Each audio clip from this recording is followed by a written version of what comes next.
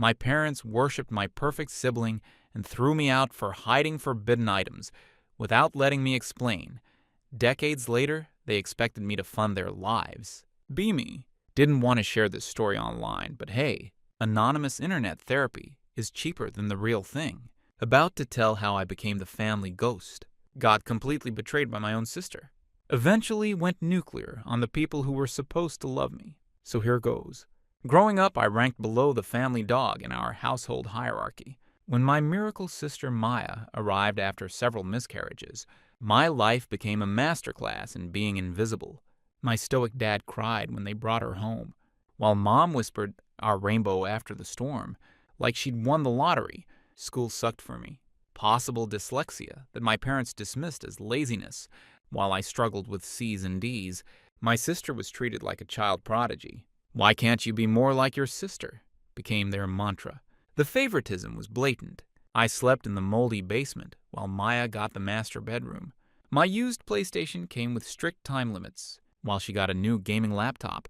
When I made the volleyball team, Dad complained about driving me, but they happily drove ours for Maya's dance competitions. By 15, I was a ghost in my own home. Anything I asked for, they would say that they can't afford it. So I got a job at this sketchy burger joint, where I worked the fryer after school, bought my own stuff, became self-sufficient, while my sister was groomed for entitled princess life. I was just a tax deduction and babysitter to them.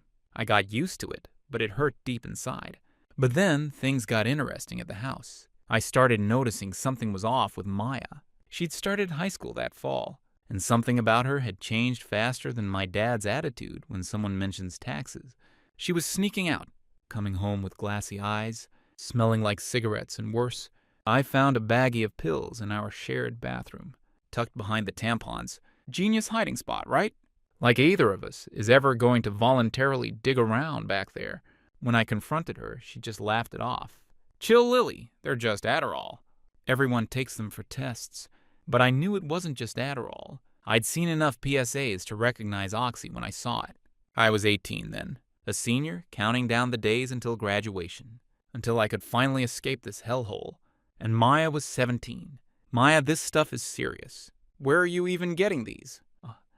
Honestly, she rolled her eyes with that practiced teenage disdain that only teenage girls can truly perfect. "None of your business.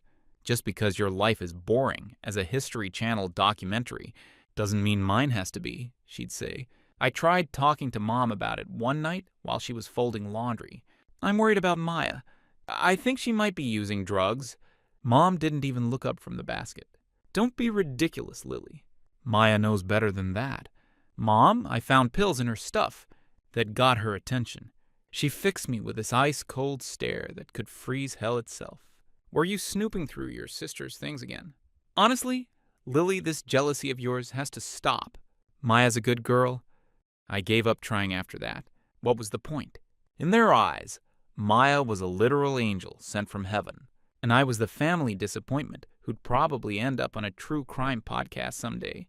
Then I started noticing the texts. Constant notifications lighting up Maya's phone at all hours, like a Christmas tree on crack. One night, I glanced over while she was texting and saw the contact name T, just the letter.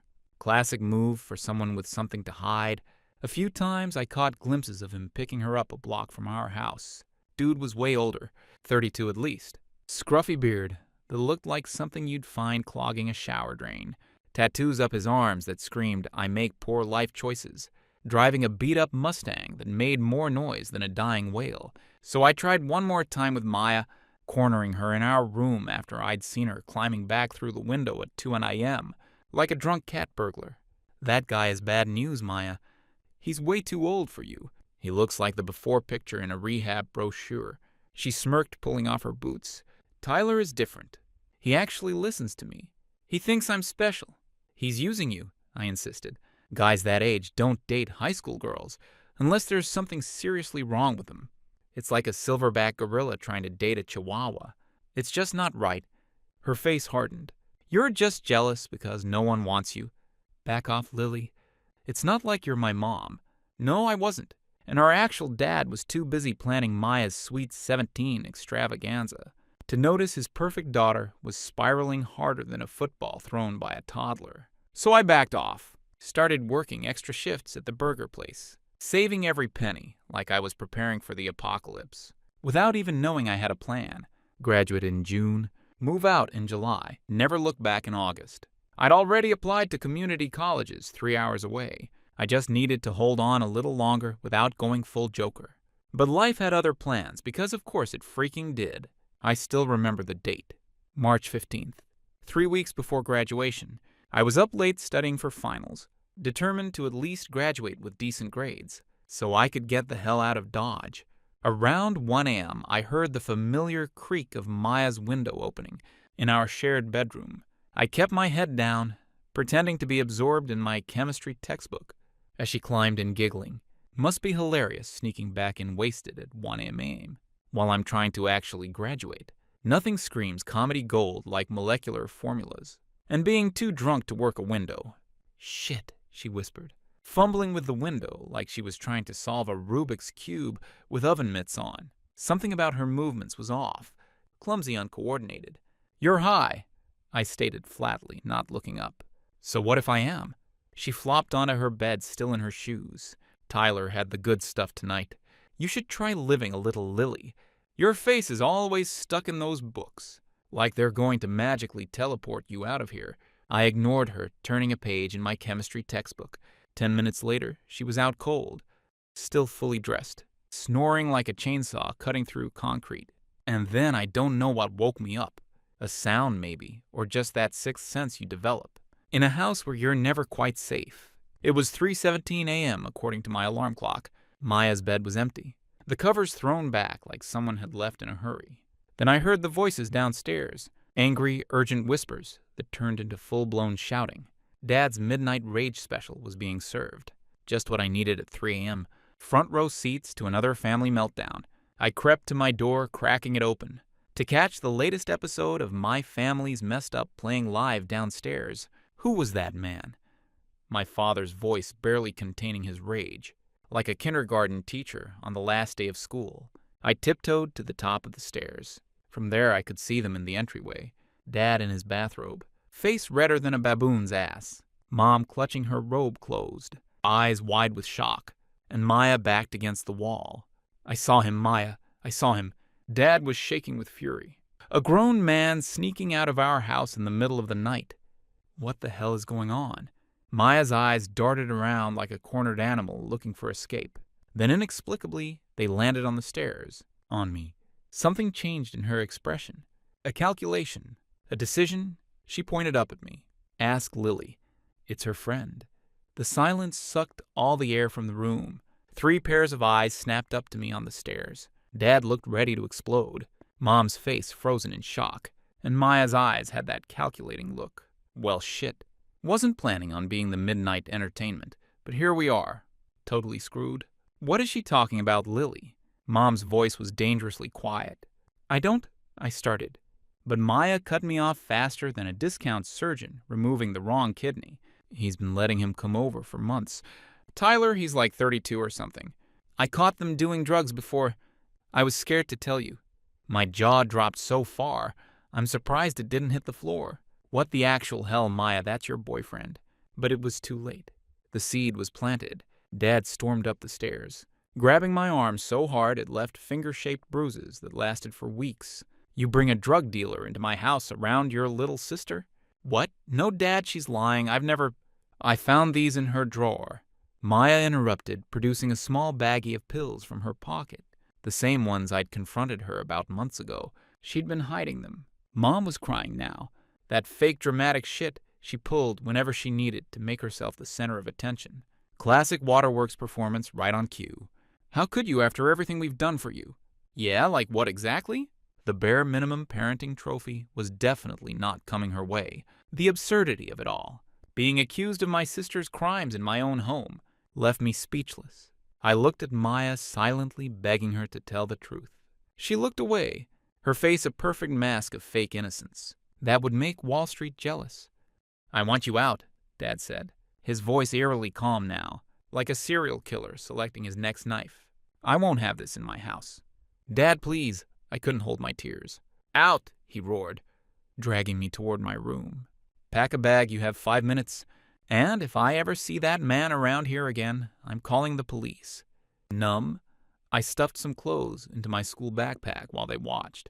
My hands were shaking so badly I could barely zip it closed. Mom stood in the doorway, arms crossed, shaking her head in disappointment.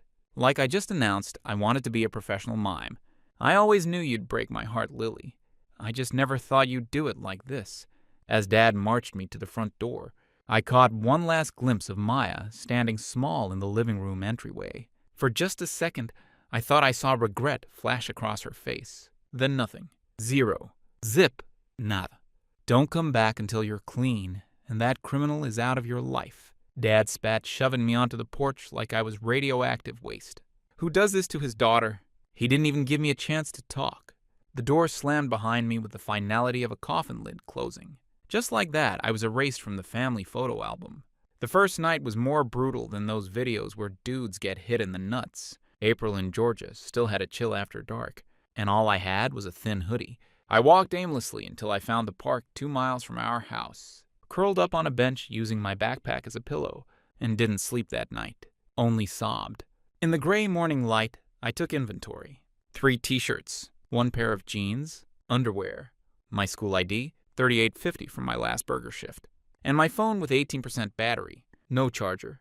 Not exactly the survival kit Bear Grylls would recommend. My first call was to my boss at the burger joint, asking if I could pick up extra shifts. Then I swallowed my pride, which tasted like shit by the way, and called my dad's brother, Uncle David. He lived in a big house in the nice part of town. 4 bedrooms for him, Aunt Patricia, and my cousins Jake and Tia. David had always been nice to me at family gatherings, sneaking me extra dessert, and once giving me a $50 Target gift card, just because... Lily? He sounded surprised to hear from me. Everything okay? No, Uncle David, everything's fantastic. I just decided to call you at 7 a.m. for shits and giggles. I took a deep breath and told him what happened, leaving out the drugs, simplifying it to a big misunderstanding, and needing a place to stay for a few days. The silence that followed told me everything I needed to know. Did you talk to your dad about this? He finally asked. He kicked me out, Uncle David, at 3 in the morning. I slept on a park bench last night. A drunk guy peed like 10 feet away from me. More silence then. I don't think we should get involved, Lily. This sounds like something you need to work out with your parents. I'm sure once everyone cools down. Please, I whispered, hating how desperate I sounded. Just for a few days. I'll sleep on the floor anywhere. I'll even clean your gutters or something. Lily, buddy, we've got your grandmother coming next weekend for the twins' confirmation. And honestly, I don't think it would be good for Jake and Tia to be around this situation right now. Your aunt would kill me if I brought this home without discussing it first, aka we don't want your bad influence around our perfect children. Can't have the cousins catching your homeless cooties. I understand, I said, though I didn't. Not really. I couch surfed after that. 2 nights at my friend Jessica's until her mom started asking questions. A week at the burger place coworker Jane's apartment, sleeping on a futon that smelled like it had been the site of several unsolved mysteries. Through it all, I kept going to school, kept my head down, kept my grades up. 3 weeks until graduation. I could make it without going full Joker and burning everything to the ground. Then Jessica's mom called my parents to check in, and that's when I learned they'd been telling people I'd run away with a drug dealer, that I was the problem, not them. Because, of course, they were spinning this shit. Total PR campaign. Our poor family devastated by our daughter's bad choices. Convenient narrative that made them the victims, instead of the assholes who kicked their kid to the curb at 3 years old. Real stand-up parenting there. Uncle David called once awkwardly. Your dad says you're involved with some older criminal, that there were drugs. None of that is true, I said flatly. Well, these things don't come from nowhere, Lily. Your parents are worried sick. He said, are they looking for me? Filing missing person reports? Checking hospitals? A pause longer than the DMV line on a Saturday. They think you need to come home when you're ready to follow their rules. I laughed a bitter sound that probably made me sound like a villain in a Batman movie. Goodbye, Uncle David. I hung up and blocked his number faster than politicians block constituents on Twitter. My history teacher was the one who saved me. He found me asleep in the library, during lunch period, my head on an open textbook, probably drooling on the Spanish-American War. "Lily?" He gently shook my shoulder. "Are you okay?" I wasn't. I broke down telling him everything. He listened without interrupting. "You've been homeless for 2 weeks and still coming to school?" he asked when I finished. I shrugged. "Graduation's in 9 days. I've eaten nothing but burger crusts and vending machine snacks. But I'm not missing the finish line." That night, he took me to his modest 2-bedroom house. "The basement apartment isn't much," he said, showing me a small room with concrete walls, a twin bed and a mini fridge. "But it's yours if you want it. $200 a month, utilities included. My wife and I never had kids, so we've got the space." I cried again from relief this time. Not my proudest moment. But when someone throws you a life preserver when you're drowning, you don't worry about looking cool. After graduation, which none of my family attended, big shock, I worked full-time at the burger place. Got my GED since I'd missed too many finals to officially graduate. Applied for every scholarship I could find. Wrote essays during my breaks. Interviewed for grants over the phone during my lunch hour. Like I was hosting some desperate one-woman QVC show, selling my future to whoever would buy it. All the while I waited for someone, anyone from my family, to look for me. For my dad to file a missing persons report. For my mom to call the school. For my Uncle David to check if I was alive or decomposing in a ditch somewhere. Nothing. Complete silence. Crickets would have been louder. I found out later through Tia that my parents told everyone. I'd received a full scholarship to an elite nursing program at Duke University. One of those prestigious accelerated programs that includes a study abroad component in Sweden. A convenient lie to explain my absence. The irony wasn't lost on me. They'd spent years telling me I wasn't smart enough, wasn't special enough. And suddenly, I was their brilliant daughter, pursuing her dreams of saving lives and wearing a fancy white coat. What a joke. I legally changed my name from Lily Morgan to Lily Reed a year later, partly for the fresh start, partly because I was afraid of them finding me someday and dragging me back to that house where I'd never belonged. Like going back to a prison after you've made your Shawshank escape. 7 years passed. I worked my way through community college, transferred to State University, graduated with a degree in marketing, found a job at a small firm in Jacksonville, 3 hours in a lifetime away from my hometown, adopted a 3-legged pit bull from the shelter, and named him Chance because we both got a second one. I built a life. Not a perfect one, but one that was mine. One where I mattered more than the gum on someone's shoe. Then came the message that ripped open all the old wounds, like a dollar store bandage. "Mom's not doing well. She keeps asking about you. I think you owe them that much." That was definitely Maya. After 7 years of silence, the audacity of this bitch. I stared at it for hours, feeling nothing but a dull ache where rage used to live. I didn't respond. A week later, "You don't have to talk to them, but can you talk to me, please?" Against my better judgment, I replied with 4 words. "What do you want, Maya?" I blocked her number. Didn't need that toxic shit back in my life. I'd spent years in therapy working through the abandonment issues, the trust issues, the whole package deal that comes with being thrown away by your family at 18. But then something even weirder happened. I got a message request from someone I didn't know, a guy named Tyler Reeves. The profile picture showed a thin man with a patchy beard and hollow eyes. My stomach twisted when I opened it. "You don't know me, but I dated your sister Maya when she was 17 and I was 32. I know how messed up that sounds. I've been sober 3 years now, and I'm making amends for the damage I caused. What happened to you has haunted me for years." My hands shook as I typed back. "Prove you're who you say you are, because this is the internet. And for all I know, this could be some Nigerian prince wanting my bank details."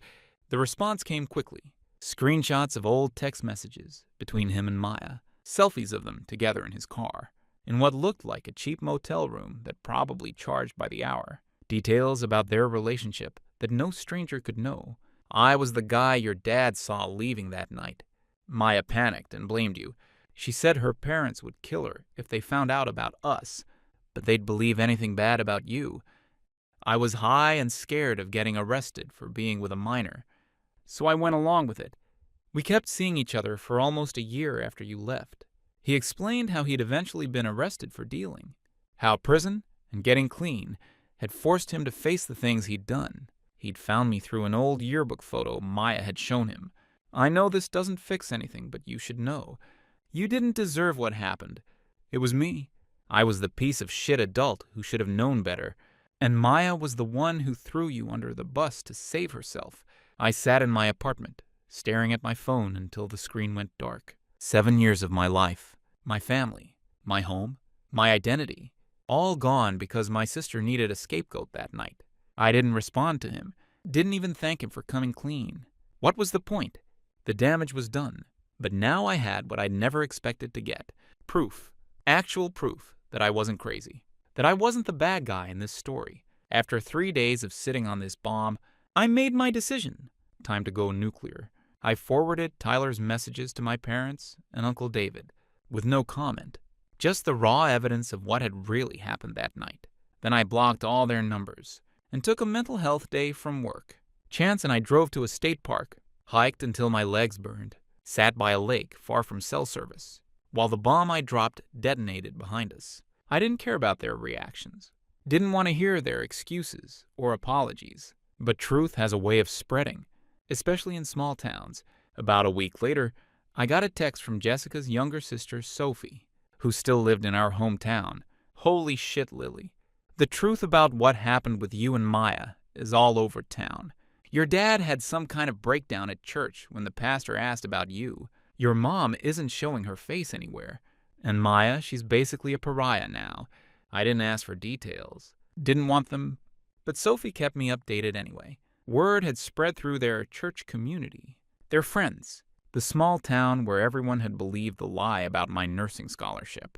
Maya's high school friends, now in their mid-20s with careers and families, turned on her completely. Her roommate kicked her out after hearing what she'd done to her sister. Within a month, Maya was living in her car, ghosted by nearly everyone. The boutique, where she worked as an assistant manager, had to let her go after multiple customers complained about having her help them. Turns out, people don't want to buy overpriced scented candles from someone who framed their sister for a drug offense. It's karma, I texted back to Sophie once, immediately regretting giving any response at all. Not because it wasn't true, but because engaging at all felt like I was being pulled back into their orbit. I didn't want any connection to that life. Even through gossip, Sophie told me Maya hit rock bottom 3 months after the truth came out. Her car got repossessed while she was sleeping in it. She spent 2 nights on the street before Sophie spotted her at a gas station, and being a better person than any of my family members, took her in temporarily. Not out of forgiveness, but basic human decency. Maya's staying with me, Sophie texted. Thought you should know. She's a mess, but I couldn't just leave her on the street. Unlike some people we know, she keeps saying she wants to apologize to you, but I told her to back off. Meanwhile, according to Sophie, my parents left frantic voicemails before I blocked them. Uncle David sent a pathetic message. I should have helped you back then. I'm sorry I believed them. Too little, 7 years too late to be exact. I deleted everything from Sophie without responding further. Some debts can never be repaid, no matter how many I'm sorry texts you send. And some relationships are better left dead and buried. I didn't want reconciliation. Didn't want to hear Maya's sobbing excuses or my parents' justifications. The truth was out. That was enough for me to focus on myself and move on. But nearly a year after what was most telling about my former family, not a single genuine attempt to reconcile, no heartfelt apology letter, no efforts to track me down. After sending that bomb of truth their way, I'd expected something, at least a desperate attempt to explain themselves. Instead, radio silence. They clearly hadn't cared enough to swallow their pride and admit they'd completely fucked up, until of course they needed something. The email from my mother came out of nowhere, sent to the work address listed on my LinkedIn profile. Lily, I know we have a lot to work through, but your father is very ill. The doctors found stage 4 pancreatic cancer last month. It's advancing quickly. He may only have weeks left. He's asking for you. Please find it in your heart to come see him one last time. Whatever happened in the past, he's still your father. Mom, no apology, no acknowledgement of what they'd done. Just the expectation that I'd come running, because blood is blood. Like being biologically related means you get unlimited, Be a complete asshole passes. I didn't respond. Didn't even make a draft. Just let it sit there like that weird container in the back of the fridge that everyone's afraid to open. 3 days later, another email arrived. Lily, I don't think you understand the seriousness of the situation. Your father could be gone any day now. I know you're still angry about what happened, but holding on to resentment isn't healthy. We didn't know Maya was lying. We were trying to protect our family. Please don't punish your father by denying him the chance to see you one last time. Mom. There it was. The classic family manipulation playbook, page 1. They weren't wrong. They were deceived. They weren't cruel. They were protective. And my refusal to play along wasn't a reasonable boundary. It was punishment. They could teach a master class in gaslighting. I drafted a dozen responses from coldly polite to scathingly furious. Deleted them all. What was the point? There was no combination of words that would make Linda understand what they'd done to me. It was Maya who finally broke through, not with a plea or a guilt trip, but with honesty. Dad's really sick, she texted. It's bad. Mom says they're going to lose the house because of medical bills. She keeps saying if you would just get over it and help out, they wouldn't be in this mess. I know you don't owe them shit. I just thought you should know what they're really after. Then a follow-up. She asked if I knew your salary. Dad's in the hospital, doped up on morphine.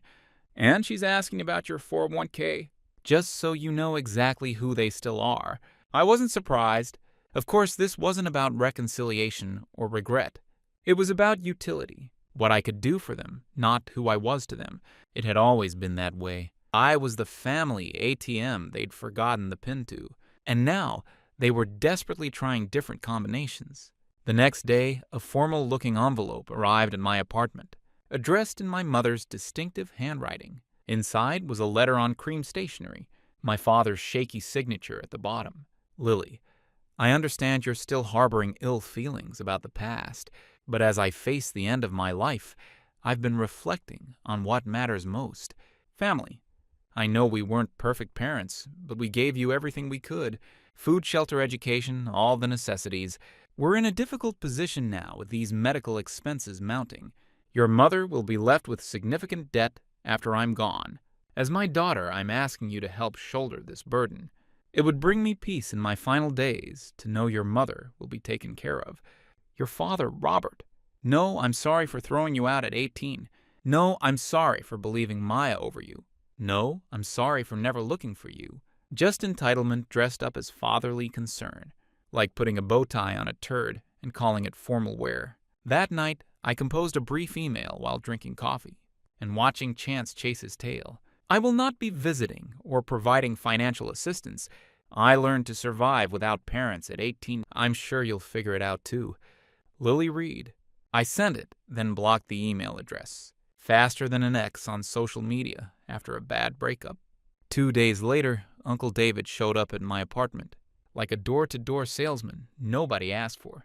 I hadn't given him my address, which meant he'd gone to significant effort to find me. I would have been impressed if I wasn't so pissed. You shouldn't be here, I said, not inviting him in. Chance growled softly behind me. Good girl, sensing bad vibes. Lily, please, your father is dying. I know Mom made that very clear in her fundraising pitch. What's she doing setting up a GoFundMe? Help save an asshole who threw his daughter out? He winced. It's not like that they just... Did you know they kicked me out at 3 a.m.? That I slept on a park bench that first night?